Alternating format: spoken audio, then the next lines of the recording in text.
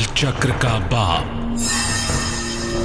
इससे पहले ना किसी ने सुनी, ना किसी ने देखी इतनी सटीक भविष्यवाणी। काल चक्र। नमस्कार, स्वागत है आप सभी का। आप देख रहे हैं चाल चक्र और हमारे साथ हैं हमारे शो के खास मेहमान पंडित शैलेंद्र पांडे जी। पंडित जी, आपका स्वागत है। नमस्कार। अगर आप पंडित जी से कोई भी सवाल पूछना चाहते हैं हमें कॉल कर सकते हैं। हमारे नंबर आपकी टेलीविजन स्क्रीन पर लगातार फ्लैश हो रहे हैं। तो चलिए टाइम ना गवाते हुए पंडित जी से जान लेते हैं आज हमारे लिए वो क्या लाए हैं खास। जी पंडित जी। आज का दिन रविवार का दिन है, सूर्य का दिन है और सूर्य का संबंध होता है हमारे आंखों की रोशनी से। तो आज बात करेंगे आपकी आंखों की रोशनी के बारे में। सूर्य का हमारी आंखों से संबंध क्या है, सूर्य कैसे हमारी आईसाइट को प्रभावित करता है, हमारी रोशनी को कम या ज़्यादा कर देता है, हमारी रोशनी को नष्ट कर देता है, नेत्रहीनता, अंधापन जैसी स्थितियां पैदा करता है। आखिर सूर्य का हमारी आंखों से रिलेशन क्या है, ज्योतिष क्या कहता है, पहले तो ये समझेंगे। आपको एक बहुत विशेष विद्या के बारे में बताएंगे जिसके बारे में वेदों में उल्लेख किया गया है और उस विद्या का नाम है चाक्षुषी विद्या। चाक्षुषी विद्या का आपके जीवन से क्या संबंध है और चाक्षुषी विद्या का सही इस्तेमाल करके कैसे आंखों की समस्या से छुटकारा आप पा सकते हैं, इस पर चर्चा करेंगे। यानी आज बात होगी आपके आंखों की, आपके आंखों की गंभीर समस्याओं की और उसके सरल समाधान की, चाक्षुषी विद्या की। और चाक्षुषी विद्या किस तरह से आपकी आंखों को बहुत अच्छा कर सकेगी, ये तमाम रहस्य आज आपके लिए खोलेंगे। इसके अलावा आज आपके राशियों की सटीक भविष्यवाणी भी आप जानेंगे और इसके अलावा ये भी जानेंगे कि आज का शुभ पहर क्या होगा और शुभ पहर में ऐसा क्या करें जिससे आपका दिन चमक जाए।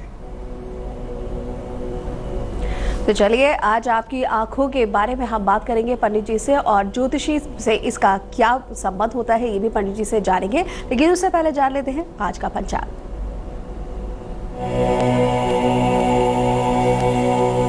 बात करते हैं आज के पंचांग की और आज का पंचांग सबसे पहले तिथि बताते हैं आपको। आज की तिथि होगी पौष शुक्ल पक्ष की प्रतिपदा तिथि। कल अमावस्या थी और आज अमावस्या की समाप्ति होने के बाद प्रतिपदा की पहली तिथि की शुरुआत हो चुकी है शुक्ल पक्ष में। नक्षत्र है आज का पूर्वाषाढ़ा नक्षत्र। आज चंद्रमा धनु राशि में संचरण करेंगे, यानी चंद्रमा की ये चाल, यानी चंद्रमा जो धनु में मौजूद है, इसके आधार पर हम ये समझेंगे कि आपका दिन कैसा जाएगा, आपकी राशियां कैसी होंगी, कितना अच्छा होगा, कितना बुरा होगा। ये तमाम बातें हम चंद्रमा के आधार पर जान पाएंगे। आज जो राहुकाल का समय होगा जिसमें आप कोई भी नया और शुभ कार्य करने से बचें, वो समय होगा शाम को 4:30 से तकरीबन 6 बजे तक।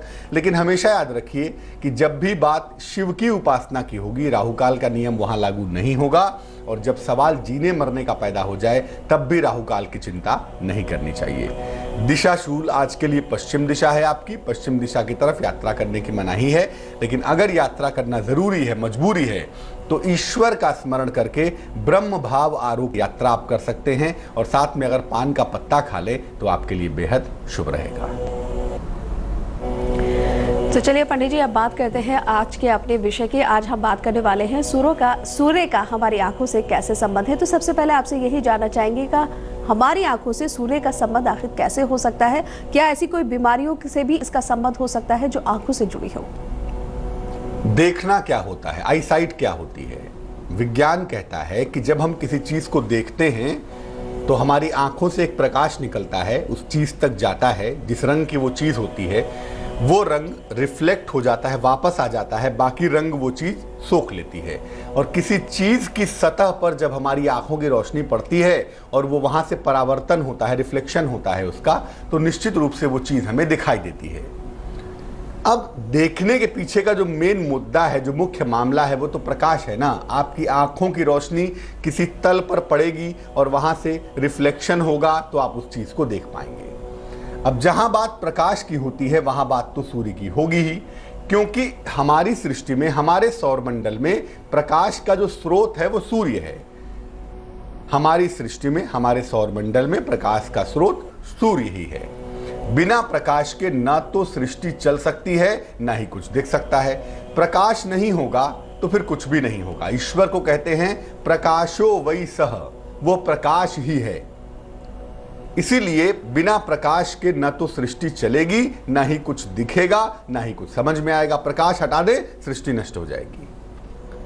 अगर सूर्य कमजोर होता है तो आपके आंखों का जो प्रकाश है, जो आंखों की रोशनी है, जो आंखों की ताकत है, वो थोड़ी कम हो जाती है और ऐसी दशा में आंखों की समस्या अवश्य होती है। मिनिमम कमजोर होगा सूर्य तो आपकी आईसाइट कमजोर होगी, आपको चश्मा लग जाएगा जैसे मुझे लग गया। लेकिन अगर सूर्य बहुत ज्यादा कमजोर होगा तो आंखों की समस्या विशेष हो जाएगी, गंभीर हो जाएगी।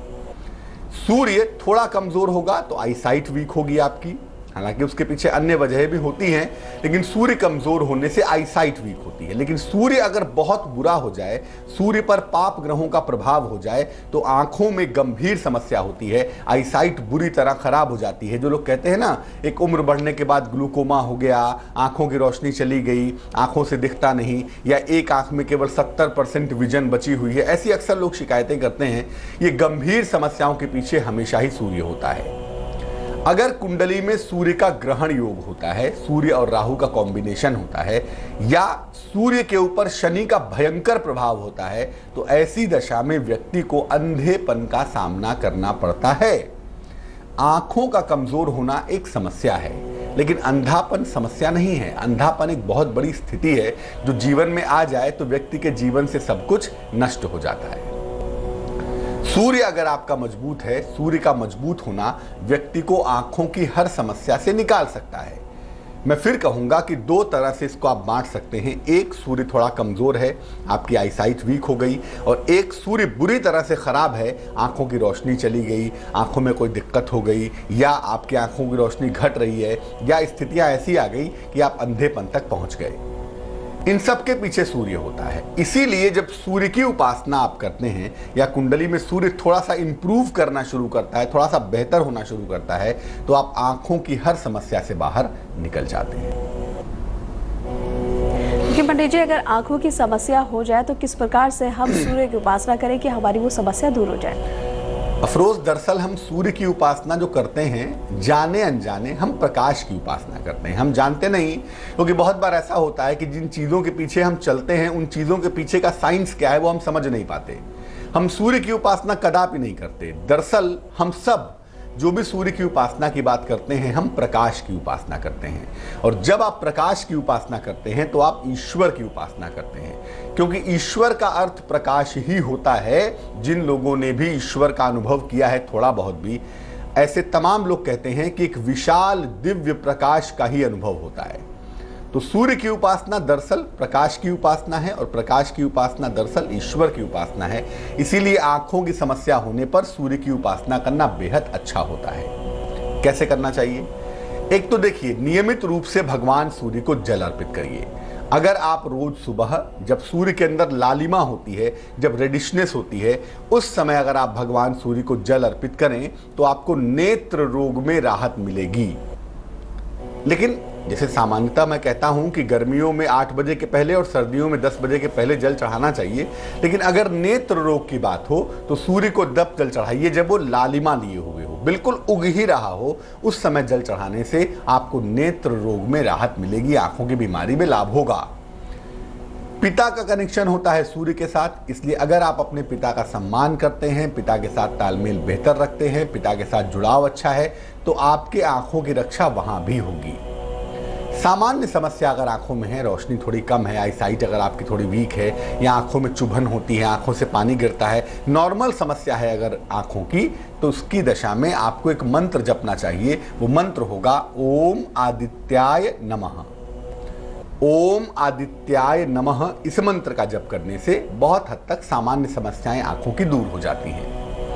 और आंखों की समस्या होने पर एक नियम बनाना चाहिए कि रविवार का उपवास रखा जाए, रविवार का व्रत रखा जाए, और उस दिन नमक और अदरक का सेवन न किया जाए। नमक और अदरक ये आंखों के लिए भी बहुत अच्छे नहीं होते, और वैसे भी सूर्य से इनका एंटी मामला है, सूर्य को ये कमजोर करते हैं। इसीलिए नमक और अदरक का सेवन रविवार को ना करें, रविवार को व्रत रखें, फल और जल का सेवन करें। ऐसा करने से जो शरीर में सूर्य का एलिमेंट है, जो सूर्य का तत्व है, वो प्रबल होगा, और जब सूर्य का तत्व प्रबल होगा तो निसंदेह आपकी आंखों की मुश्किल थोड़ी सी कम होगी। एक और तरीका होता है जिसको कहते हैं त्राटक। त्राटक क्या होता है? त्राटक होता है किसी विशेष बिंदु को लगातार एक टक देखे जाना, लेकिन उसका एक तरीका है, क्योंकि अगर ये तरीका गलत हो गया तो ईश्वर ही मालिक है, शरीर में कौन सा चक्र जग जाएगा, कहाँ की मुश्किल कहाँ पहुँच जाएगी, ये आप समझ नहीं सकते।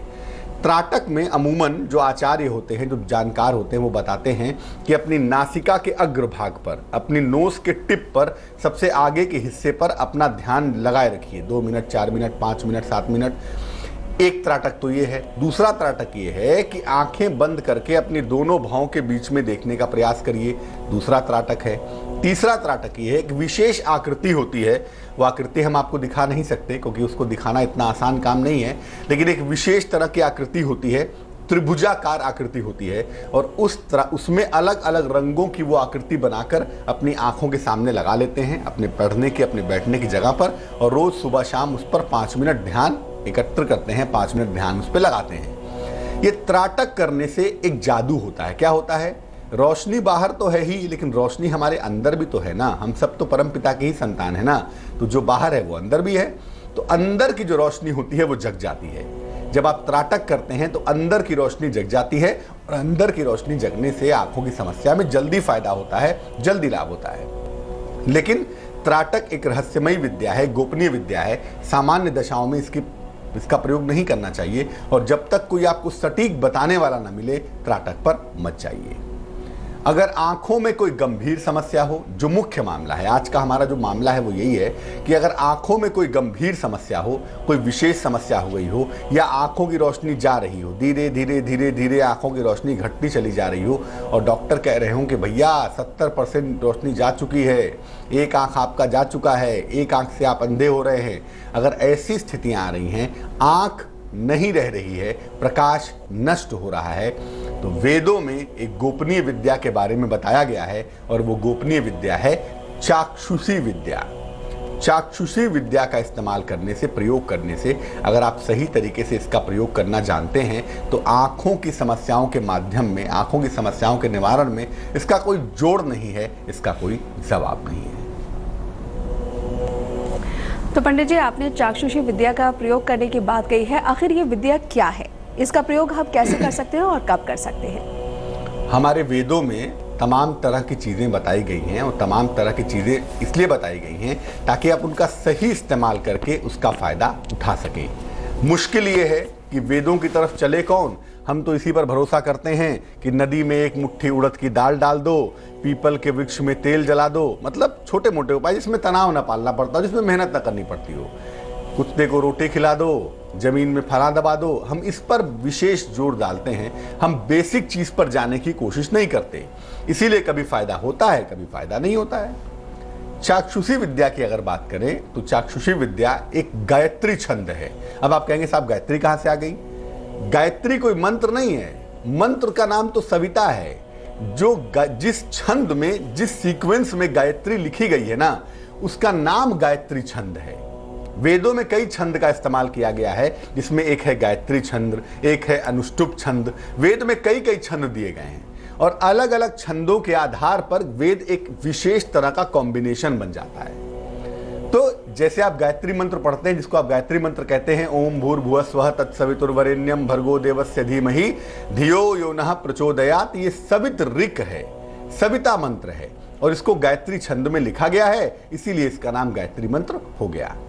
इसी तरह से चाक्षुषी विद्या भी जिस छंद में लिखी गई है, जिस सीक्वेंस में लिखी गई है, उस सीक्वेंस का नाम है गायत्री छंद। इसका उल्लेख किया गया है कृष्ण यजुर्वेद में। कृष्ण यजुर्वेद में गायत्री छंद का उल्लेख किया गया है, जिसको चाक्षुषी विद्या कहते हैं। इसमें प्रार्थना की गई है भगवान सूर्य से नेत्र ज्योति की रक्षा करने के लिए, आपके आईसाइट की रक्षा होगी, इसके लिए भगवान सूर्य से इसमें प्रार्थना की गई है। आंखों की रक्षा करने के लिए इस विद्या में अद्भुत मंत्र दिए गए हैं, अद्भुत। हालांकि पढ़ना इतना आसान नहीं है, लेकिन थोड़ी सी कोशिश करने पर आप पढ़ पाएंगे। और इसके जो मंत्र हैं, कुल मिलाकर 3 मंत्र दिए गए हैं चाक्षुषी विद्या के अंदर, और ये थोड़े से कठिन तो हैं, लेकिन अभ्यास से ये समझ में आ जाएंगे, अभ्यास से आप इसको कर पाएंगे। इस विद्या में अद्भुत मंत्र हैं, 3 मंत्र दिए गए हैं, और अगर इनका नियम पूर्वक पाठ किया जाए तो नेत्र ज्योति स्थिर हो जाती है। यानी मान लिया आपकी आई साइट खराब हो गई, आपको चश्मा लगता है -4 का, तो अगर आप चाक्षुषी विद्या का इस्तेमाल करेंगे तो -4 से वो आगे नहीं बढ़ेगा, रुक जाएगा। और हो सकता है अगर सही से इसका पाठ करें तो -4 से घट के -3 पे आ जाए, -2 पे आ जाए, ऐसा भी हो सकता है। साथ ही साथ आंखों की जो रोशनी का घटना है वो भी रुक जाता है। अमूमन जिनको ग्लूकोमा हो रहा है, डॉक्टर कह रहे हैं कि 80% आई साइट जा चुकी है, अब आंखों में कुछ नहीं बचा है, अगर ये सब डॉक्टर कह रहे हैं आपकी आंखों की रोशनी घट रही है, आपको एक आंख से अंधापन महसूस हो रहा है, ऐसा तमाम मामला है, तो ऐसी दशा में भी चाक्षुषी विद्या बहुत ज़्यादा कारगर होती है। इसीलिए आप डॉक्टर का इलाज करिए, डॉक्टर के संपर्क में रहिए, लेकिन साथ ही साथ मंत्रों का और विद्याओं का प्रयोग भी करिए ताकि आपके आंखों की रोशनी की जो समस्या है वो दूर हो जाए। पंडित जी, ये तो बात हुई चाक्षुषी विद्या की कि क्या होती है आखिर चाक्षुषी विद्या, लेकिन अगर हम बात करें इसके प्रयोग की तो वो कैसे किया जा सकता है? अफरोज, किसी भी रविवार को सुबह से आप इसका प्रयोग करना शुरू कर सकते हैं, आज भी कर सकते हैं, कोई हर्ज नहीं है, आज से भी इसका प्रयोग करने में कोई हर्ज नहीं है, वरना अगले रविवार से आप इसका प्रयोग करना शुरू कर दीजिएगा। उस रविवार को, जिस रविवार को आप चाक्षुषी विद्या का इस्तेमाल करना शुरू करते हैं, उस रविवार को उपवास रखिएगा, फल खाइए, जल पीजिए, दूध पीजिए, कोई हर्ज नहीं है, लेकिन अनाज मत खाइएगा। और पहले भी आपको बताया कि नमक और अदरक का सेवन मत करिएगा। सुबह सुबह भगवान सूर्य को जल अर्पित करिएगा। और मैं फिर कहूंगा, जब सूर्य लाल होता है, इसको अरुणाभ कहते हैं, अरुण आभा का सूर्य जो होता है अरुणाभ, उस सूर्य को जल अर्पित करेंगे। इसके बाद 12 बार इस छंद का पाठ करेंगे, यानी 3 मंत्र हैं कुल मिला के, 12 बार पढ़ेंगे तो 12 तिहाई 36 बार आप कुल इसका पाठ करेंगे। 3 का एक सेट है, 12 बार इसको पढ़ लेंगे और लगातार 12 रविवार उपवास रखा जाएगा और हर रविवार को ये प्रक्रिया दोहराई जाएगी, केवल रविवार को, याद रखिए। और जब भी आप रविवार को ये प्रयोग करेंगे, ये प्रक्रिया करेंगे, तो रविवार को नमक, अदरक और सरसों के तेल का प्रयोग नहीं करेंगे। 2 बातें और जाननी। 2 स्थितियां ऐसी हो सकती हैं कि आदमी तो पढ़ ही ना पाए, उसके आंखों में रोशनी ही ना हो, तो भैया कैसे पढ़ेगा वो चाक्षुषी विद्या जब आंख में रोशनी ही नहीं है। ऐसी दशा में उसके बगल में बैठकर भी ये पाठ किया जा सकता है, कोई अन्य व्यक्ति भी उसके लिए पढ़ सकता है। और ऐसी दशा में अगर कोई व्यक्ति बहुत बीमार है, आंखों की रोशनी जा रही है, तो उसके लिए उपवास का बंधन भी नहीं है, लेकिन इतना ज़रूर है कि भैया जब रविवार को चाक्षुषी विद्या उसके लिए पढ़ी जाएगी, कोई और ही क्यों ना पढ़े, वो व्यक्ति प्याज लहसुन का सेवन नहीं करेगा, सात्विक आहार ग्रहण करेगा। ऐसा करने से चाक्षुषी विद्या पूरी तरह से प्रभावशाली होगी। मान लिया आपका छोटा बच्चा है, उसकी आंखों की रोशनी जा रही है, डॉक्टर समझ नहीं पा रहे हैं, ऐसी दशा में अपने बच्चे को बगल में बैठाइए, आधा घंटा 20 मिनट जो भी समय लगता है, आपके बच्चे को सुनाई देना चाहिए चाक्षुषी स्तोत्र और आप उसको पढ़ते जाइएगा। और पढ़ने के बाद सूर्य देव का स्मरण करके अपने बच्चे के लिए या जिसके लिए भी आप पढ़ रहे हैं उसके उन्नति के लिए प्रार्थना करिएगा, उसको फायदा होगा। बच्चों पर बहुत प्रतिबंध नहीं लगा सकते, इसलिए बच्चों के ऊपर आप ये मत कहिएगा कि तुम कुछ मत खाओ, कुछ मत पियो, जो वो करता है करने दीजिए। हाँ, सात्विक भोजन खाने दीजिएगा, कोशिश करिएगा कि अनशन चीज़ आपका बच्चा ना खाए। और अगर किसी अन्य व्यक्ति के लिए है जिसकी आंखें खराब है, तो वो तो खैर प्याज लहसुन भी ना खाए तो ज़्यादा अच्छा होगा। लेकिन चाक्षुषी विद्या का प्रयोग अगर आपकी आंखों की रोशनी धीरे धीरे कम हो रही है, तुरंत करना शुरू कर दिया जाए तो बहुत अच्छा होता है। आंखों की रोशनी जब बुरी तरह से खराब हो जाए तब भी ये फायदेमंद तो होगा, लेकिन उसमें थोड़ा सा वक्त लगेगा।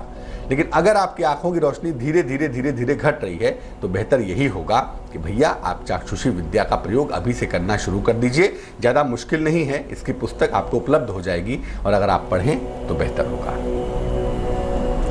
तो बिल्कुल चाक्षुषी विद्या के और क्या क्या फायदे हैं ये पंडित जी से हम आगे भी जानेंगे, लेकिन फिलहाल अपने कॉलर से बात कर लेते हैं। संतोष हमें कॉल कर रहे हैं दिल्ली से, उनसे बात करते हैं। संतोष, पूछिए क्या पूछना चाहते हैं आप? पंडित जी चरण स्पर्श। नमस्कार। नमस्कार, बताइए।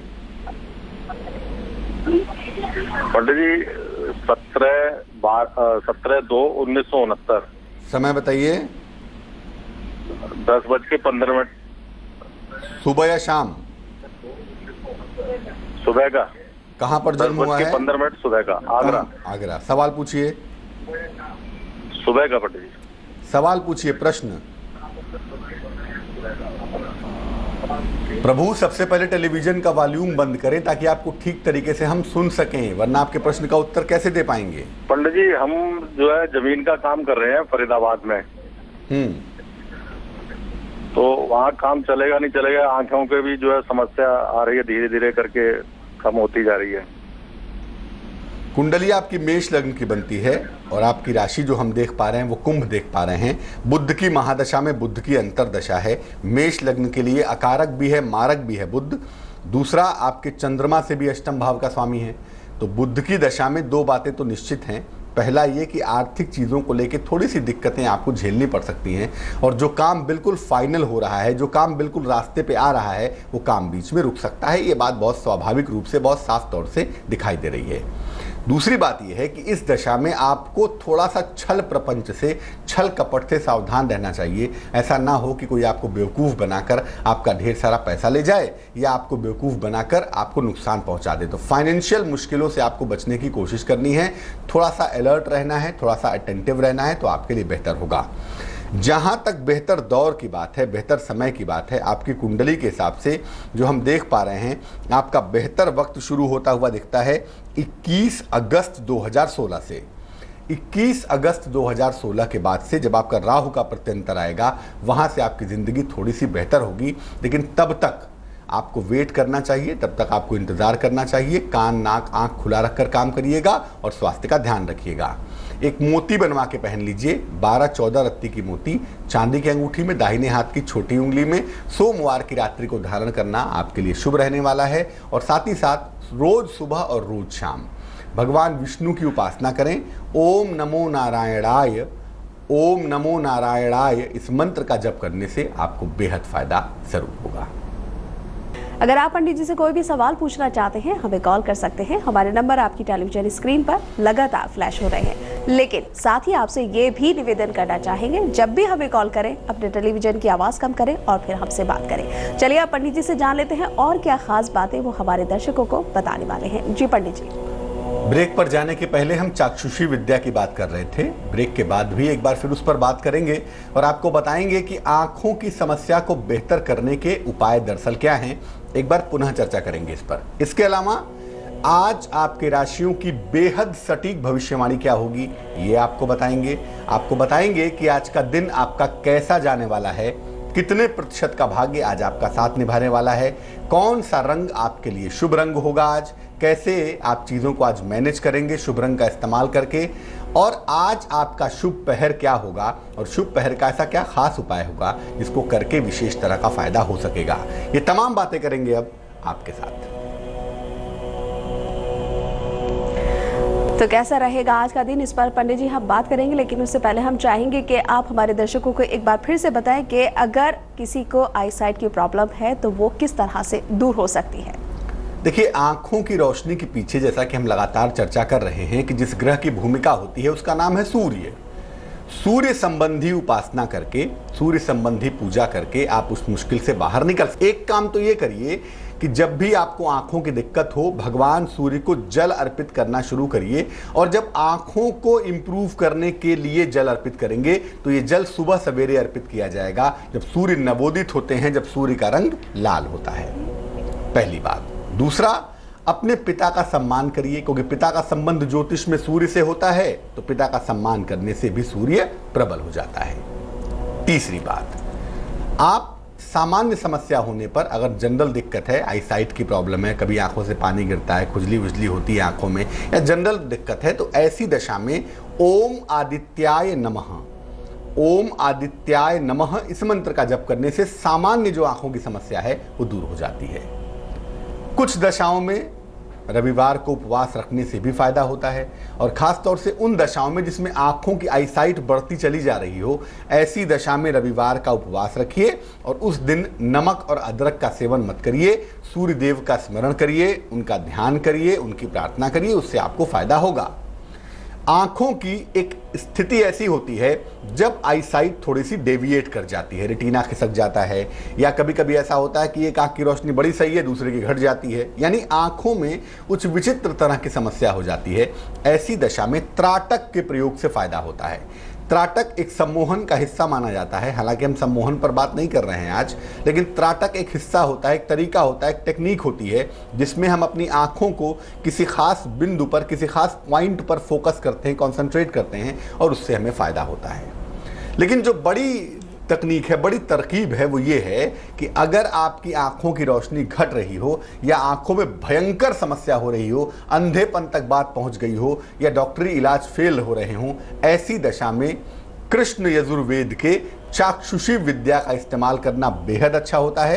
और चाक्षुषी विद्या में 3 श्लोक दिए हुए हैं। उन तीनों श्लोकों का अगर आप ज़्यादा नहीं कर सकते तो कम से कम 3 का रोज सुबह पाठ करें, तब भी फायदा होगा। नहीं तो रविवार को व्रत रख के इन्हीं 3 श्लोकों का 12 बार पाठ करेंगे, यानी 12 गुणे 3 बराबर 36।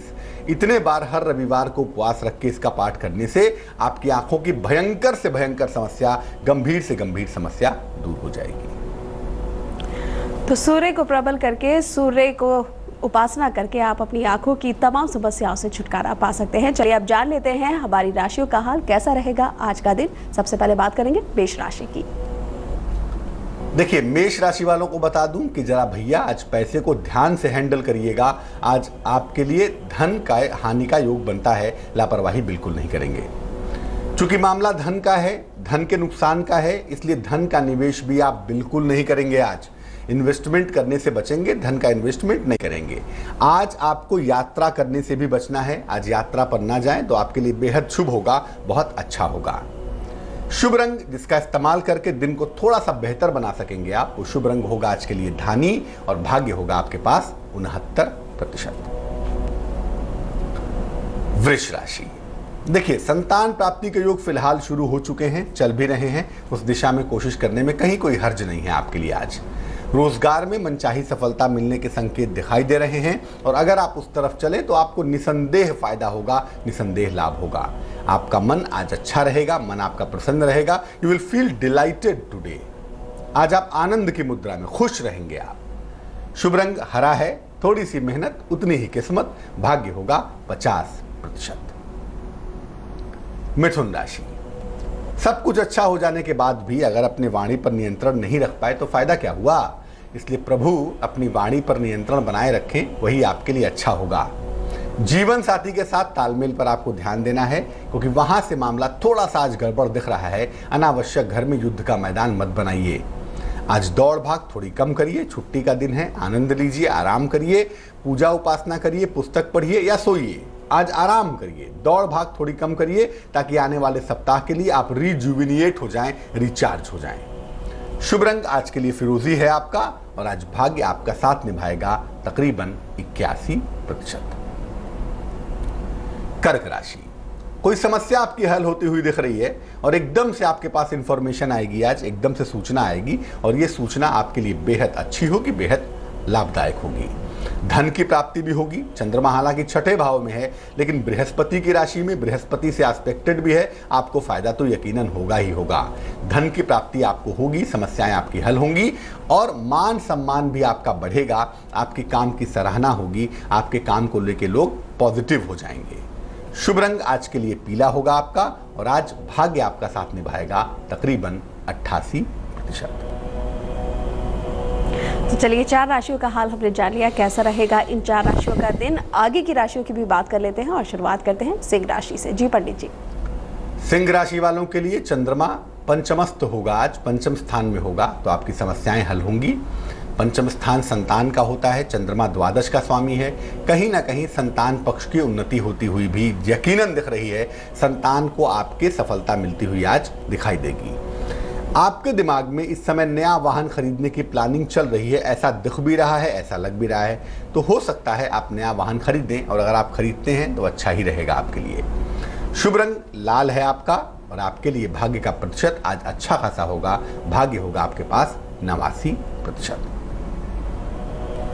कन्या राशि, चीजें बदल रही हैं और ये बदलाव आपके लिए शुभ संकेत लेकर आ रहा है। नौकरी में बदलाव होगा, नौकरी में परिवर्तन होगा, और ये बात आपके लिए बेहद अच्छी रहेगी। धन लाभ के सुंदर योग भी बन पा रहे हैं, और अतिथि का आगमन होने से व्यस्तता भी बढ़ रही है। यानी चीजें थोड़ी सी व्यस्तता दिखा रही हैं, लेकिन आप इसलिए खुश हो जाइए क्योंकि तमाम चीजें बदल रही हैं, और ये पॉजिटिवली बदल रही हैं, सकारात्मक रूप से बदल रही हैं। शुभ रंग नीला है आपका, और भाग्य है आपके पास 67%। तुला राशि, रिश्तों में और दोस्ती में क्या शिकवा और क्या शिकायत। अगर दोस्त हैं, रिश्तेदार हैं, शिकवा भी करेंगे, शिकायत भी करेंगे और उनको लेके जीवन भर ढोना नहीं चाहिए। जो चीज़ें आई और जो चीज़ें जाई जाने दीजिए। अनावश्यक पुराने संबंधों को क्यों तोड़ना है, और आपको किस्मत मौका दे रही है पुराने संबंधों को दोबारा शुरू करने के लिए। आप भी आगे बढ़ जाइए। मैं फिर कहूँगा, रिश्तों और दोस्ती में कोई भी शिकवा शिकायत नहीं रखनी चाहिए। संपत्ति क्रय कर सकते हैं, रिश्तों के अलावा संपत्ति का फायदा भी आपको होगा और आपका दिन बहुत अच्छा बीतेगा। आज खुश रहिए, प्रसन्न रहिए। शुभ रंग गुलाबी और भाग्य 78%। वृश्चिक राशि, द्वितीयस्थ चंद्रमा भाग्य का स्वामी होकर द्वितीय भाव में आज बैठेगा और वहां से नौकरी में बदलाव के तमाम योग बना सकता है, शुरू कर सकता है। तैयार हो जाइए। नए वाहन का लाभ होता हुआ भी आपको दिख रहा है। आप कोई नया वाहन खरीद सकते हैं और इससे आपको फायदा हो सकता है। अपने वाणी पर नियंत्रण बनाए रखें, कुछ भी ऐसा ना करें जिससे अनावश्यक अच्छी खासी चीज़ें खराब हो जाएं। हर बात में गुस्सा करना, हर बात में एग्रीवेट होना और हर बात में अहंकार की सूचना देना आपके लिए बेहतर नहीं है, इसका ध्यान रखिएगा। शुभ रंग नारंगी और भाग्य मेहरबान है। फिलहाल तो भाग्य है 88%। तो 8 राशियों का हाल हमने जान लिया। कैसा रहने वाला है इन 8 राशियों का दिन और कौन से छोटे छोटे उपाय करके ये अपने दिन को और भी अच्छा बना सकते हैं। आगे बढ़ते हैं और बात कर लेते हैं अपनी आखिर की 4 राशियों की। शुरुआत धनु राशि से। धनु राशि वालों को बता दूं कि आप आज महत्वपूर्ण निर्णय टाल दीजिए। हालांकि चंद्रमा आपकी राशि में है, लेकिन टालने को इसलिए कह रहा हूं क्योंकि आप जोश में आके कोई वादा कर सकते हैं, कोई डिसीजन ले सकते हैं जो कि बहुत अच्छा नहीं होगा आपके लिए। मान सम्मान पर भी थोड़ा सा अगर आप ध्यान दें आज तो अच्छा है और आपके खर्चे आज बढ़ेंगे। खैर वो बड़ी समस्या नहीं है क्योंकि आज आप घूमने की योजना बना रहे हैं। घूम आइए, फिर आइए और थोड़े से पैसे खर्च हो जाएं तो बुरी बात नहीं है क्योंकि पैसा कमाते ही हैं खर्च करने के लिए। लेकिन इतना भी खर्च मत करिएगा कि कर्जा लेना पड़ जाए। बैलेंस अप्रोच में रहेंगे, अच्छा होगा। शुभ रंग सुनहरा और भाग्य होगा 67%। मकर राशि कैप्रिकॉर्न, अगर कोई मुकदमा चल रहा है, कोई विवाद चल रहा है आपके साथ, तो उसमें थोड़ी मुश्किल दिक्कत आ सकती है आपको। और वो दिक्कत हालांकि क्षणिक है, बहुत लंबे समय तक नहीं रहेगी, लेकिन आज उसको लेके थोड़ी सी डिस्टर्बेंस आपको हो सकती है। स्थान परिवर्तन का, नौकरी में बदलाव का मजबूत योग बन रहा है, चल रहा है, उस दिशा में कोशिश कर सकते हैं। और आज आपको आराम नहीं मिलने वाला है, दौड़ भाग बढ़ेगी। हालांकि आप फिट रहेंगे, कोई खास दिक्कत नहीं है, लेकिन थोड़ी दौड़ भाग बढ़ सकती है। अचानक से थोड़ी सी यात्राएं की स्थितियां भी दिखाई दे सकती हैं और यात्राओं पर आप जा सकते हैं। शुभ रंग आपका भूरा होगा और भाग्य आज के दिन मेहनत थोड़ी सी ज्यादा करवाएगा। भाग्य होगा 54%। कुंभ राशि एक्वेरियस, उपहार का लाभ आपको मिलेगा और खुश हो जाइए। ईश्वर की कृपा का फायदा होता हुआ भी दिख रहा है। मान सम्मान की प्राप्ति भी आपको होती हुई दिखाई देगी। आपको चिंता बिल्कुल नहीं करनी चाहिए। उपहार के अलावा मान सम्मान का भी लाभ होगा। किसी महिला की वजह से तनाव हो सकता है, इसलिए भैया आज शांत रहिएगा। अनावश्यक क्रोध में आके, अहंकार में आके तनाव क्यों लेना और तनाव क्यों देना। शांत रहिए। जैसे कोई बात होती है आप वैसे भी उड़ा देते हैं हवा में, वैसे भी आज ही उड़ा दीजिएगा। तनाव ना तो लीजिएगा ना तो दीजिएगा, शांत रहिएगा। शुभ रंग ग्रे होगा और बड़ी सारी मेहनत आज आपकी किस्मत में दिखाई दे रही है। आज बहुत मेहनत करनी होगी। भाग्य होगा केवल 40%। मीन राशि, मान सम्मान में थोड़ी दिक्कतें आज दिख रही हैं और कारण यह है कि आपने अपना काम ठीक से नहीं किया है। काम बीच में छोड़ के चले आए हैं और ये तो अच्छी बात नहीं है ना। इसलिए मान सम्मान का थोड़ा सा ध्यान दीजिए। सेहत पर भी ध्यान दीजिए तो बहुत अच्छा होगा आपके लिए। और प्रेम का मामला अक्सर तनाव का कारण बनता है क्योंकि हमारी एक्सपेक्टेशंस इतनी ज़्यादा होती है ना। जब भी हम अपेक्षा करते हैं जीवन में किसी चीज़ के प्रति तो निश्चित रूप से वो तनाव का कारण बनती है। और आपके पीछे भी, तनाव के पीछे भी यही भाव है, आपके एक्सपेक्टेशंस हैं। जरा सा इस पर गौर करिएगा वरना ये तनाव बढ़ेगा आपका। शुभ रंग सफ़ेद होगा और मैं बता दूं तमाम मुश्किलों के बावजूद भाग्य तो आपके साथ है और आज के लिए आपका भाग्य है 90%। तो चलिए, सारी राशियों का हाल हमने जान लिया। कैसा रहेगा किसका दिन, ये पंडित जी ने हमें बता ही दिया है। चलिए अब अपने कॉलर से भी बात कर लेते हैं। जय कुमार हमें कॉल कर रहे हैं जोधपुर से, उनसे बात करते हैं। पूछिए जय कुमार, क्या सवाल है आपका।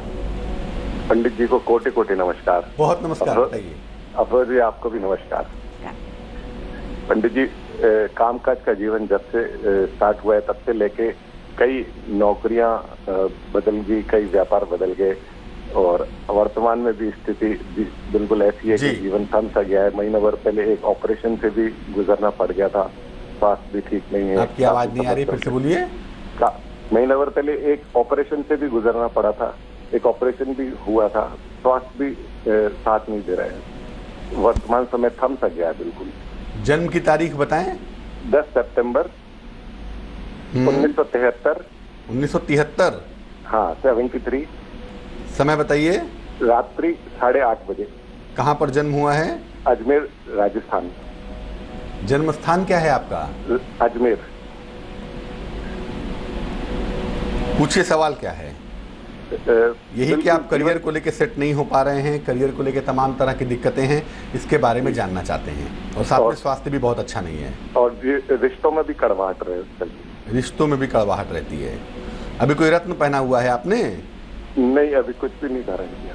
मेष लग्न की कुंडली आपकी बनती है, राशि आपकी कुंभ दिखाई दे रही है, महादशा आपकी शनि की है और अंतरदशा आपकी चल रही है बुध की। मेष लग्न में शनि और बुध दोनों ही प्रतिकूल प्लैनेट माने जाते हैं, नेगेटिव प्लैनेट माने जाते हैं, और इनकी दशा चलने पर अक्सर व्यक्ति जीवन में तमाम तरह के बदलाव करने के बारे में सोचता है जीवन उसका 90 डिग्री बदल जाए, और वो स्थितियां इस कुंडली में साफ तौर से हम देख सकते हैं, साफ तौर से हम समझ सकते हैं। मुश्किल क्या है? अगर हम अपनी बुद्धि पर काबू रखें, बुद्धि को नियंत्रित रखें, तो मुझे लगता है आपको फायदे होंगे, और इस समय बड़ा निर्णय लेने से, बड़ा कारोबार करने से भी थोड़ा सा अगर आप बचें तो अच्छा होगा। अभी के लिए जो मैं कहूँगा, आपका बेहतर वक्त शुरू होगा जब बुध के ऊपर से बृहस्पति ट्रांजिट करेगा, और ये ट्रांजिट करेगा आपकी कुंडली में जुलाई के महीने के बाद से। जुलाई के बाद से आपका दौर, आपका वक्त बहुत अच्छा हो जाएगा, आप चिंता बिल्कुल मत करिए। दूसरी बात यह है कि आप एक मोती बनवा के पहन लीजिए, 12-14 रत्ती की मोती, चांदी की अंगूठी में, सीधे हाथ की छोटी उंगली में, सोमवार की रात्रि को धारण करना आपके लिए बहुत शुभ होगा। सुबह और शाम दोनों समय शनि मंत्र का जप करेंगे। ओम शं शनैश्चराय नमः, एक माला सुबह, 108 बार सुबह और 108 बार शाम को इसका जप करिए। इससे थोड़े से रोजगार के रास्ते बेहतर होंगे और आपकी सेहत की स्थितियां ठीक हो जाएंगी। त्वचा की समस्या और हड्डियों की समस्या का ही मूलतः आपको ध्यान देना है, उसी का ध्यान बनाए रखिएगा। चलिए अब चलते चलते पंडित जी से जान लेते हैं आज का शुभ पहर। जी पंडित जी, बात करते हैं आज के शुभ पहर की। आज का शुभ पहर है दोपहर के 12 बजे से 1:30 तक। क्या करेंगे? इस समय में भगवान सूर्य के मंत्र का जप करेंगे। भगवान सूर्य का मंत्र क्या होता है? ओम आदित्याय नमः। बहुत सरल सा मंत्र है। तो आज शुभ पहर में भगवान सूर्य के मंत्र का जप करेंगे। आज अगर आप ऐसा करते हैं तो आपका आलस्य दूर होगा, आपको शक्ति मिलेगी, आपकी ताकत बढ़ेगी, आपको फायदे बहुत सारे होंगे। फिर से नोट करें, आज का शुभ पहर है दोपहर के 12 बजे से 1:30 तक। इस समय में भगवान सूर्य के मंत्र का जप करना लाभकारी होगा। आज के लिए चाल चक्र में बस इतना ही। फिलहाल आज के लिए हमें दीजिए इजाजत, लेकिन आगे देखिए रिश्तों की कहानी संजय सिन्हा के साथ। नमस्कार।